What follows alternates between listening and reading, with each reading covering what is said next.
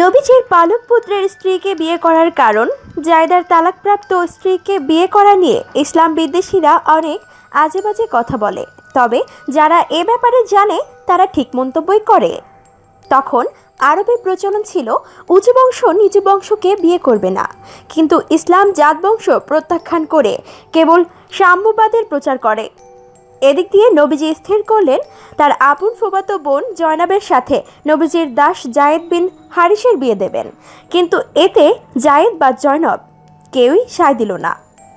কারণ জায়েদ জয়নবের মতো উচ্চ বংশের মেয়েকে বিয়ে করতে ভয় পাচ্ছিল, আর জয়নব একজন দাসের স্ত্রী হতে আপত্তি করছিলেন। কারণ দাস প্রথার ঘোর বিরোধী ছিলেন বলে স্বভাবসুলভভাবে নবীজি জায়েদকে পুত্র ঘোষণা করলেও আসলে জায়েদ হচ্ছেন মা হাদিসার কৃতদাস। এটা ছাড়াও আবার জায়েদের আপন পিতাও ছিল জীবিত। অতএব কি করে এই সম্পর্ক সামাজিকভাবে স্বীকৃতি পেতে পারে তা ভুলে আল্লাহর নবীর সম্মানে শেষ পর্যন্ত জায়েদ এবং জয়নব দুজনেই এই বিয়ে মেনে নিল। কিন্তু বছরখানেক যেতে না যেতেই স্বামী স্ত্রীতে বাঁধল কলহ। কারণ অন্যদের প্ররোচনায় জয়নব মন থেকে কিছুতেই জায়েদকে নিজের জন্য যোগ্য পুরুষ ভাবতে পারছিলেন না, আর জায়েদও জয়নবের এই আচরণ মানসিকভাবে কিছুতেই মেনে নিতে পারছিলেন না।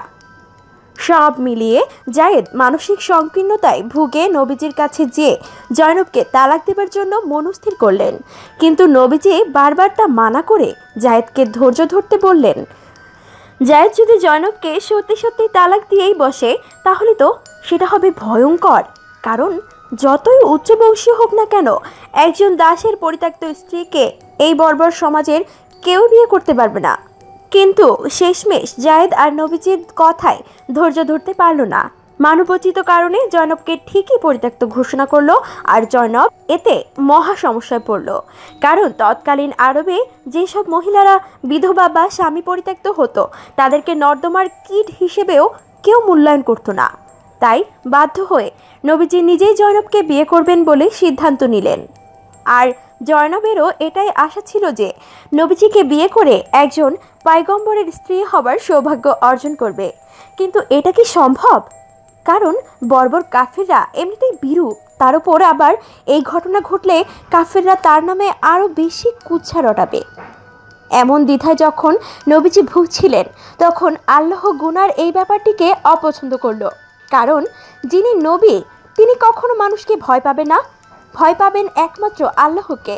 তাই সূরা আজহাবে আল্লাহ বলেন, আপনি নিজের অন্তরে যা গোপন রেখেছিলেন তা আল্লাহ প্রকাশ করে দিচ্ছেন।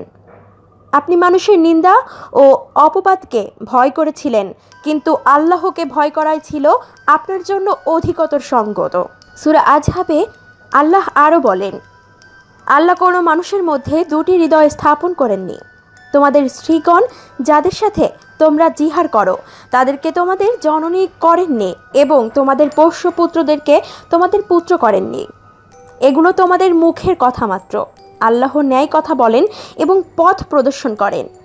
এখানে আল্লাহ স্পষ্ট বলে দিয়েছে পোষ্যপুত্র কখনো পুত্র হতে পারে না। তাই সব শেষে ইসলাম বিরোধী কুচক্রীদের একটা কথাই বলবো, যদি সত্যিই জায়েদ নবীজির পুত্র হতো তাহলে সে কী করে জয়নবকে বিয়ে করতে পারত? নবীজির ফুফাতো বোন হবার কারণে জয়নব তো সম্পর্কে জায়েদের ফুপু হয়। ইসলাম কি ফুপুকে বিয়ে করার অনুমতি দেয়? আল্লাহ বলেন, হে মানব, মুহাম্মদ তোমাদের পুরুষদের কারো পিতা নন, বরং আল্লাহর প্রেরিত পুরুষ এবং সর্বশেষ নবী মাত্র। আল্লাহ সব বিষয়ে জ্ঞাত।